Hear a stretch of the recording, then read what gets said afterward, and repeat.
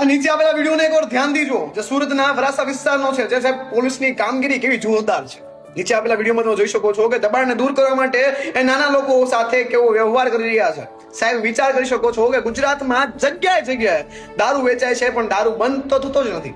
પણ સાહેબ આ દબાણ દૂર કરવા માટે સાહેબ આવું કરવામાં આવે છે. એ ગરીબ વ્યક્તિઓ માત્ર ને માત્ર 50 કે 10,000 કે 20,000 રૂપિયાનો માલ લઈને ફરતા હોય છે. પોતાના જીવનને જીવવા માટે કામ કરતા હોય છે, મહેનત કરતા હોય છે, અને સાહેબ દબાણ દૂર કરવાના ચક્કરમાં સાહેબ એની જિંદગી બરબાદ થઈ જાય છે. તો વિડીયોમાં જોઈ શકો છો કે એક માં પોતાની લાચારી સહન કરી રહી છે.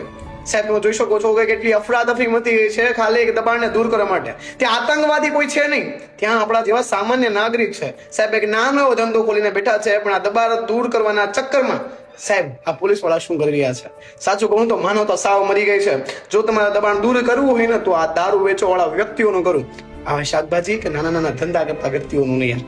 સમજાય તો વિડીયોને એટલો શેર કરજો જેથી દરેક વ્યક્તિ સુધી આ વિડીયો પહોંચે. સમજાય ને? વંદન. જય શ્રી કૃષ્ણ.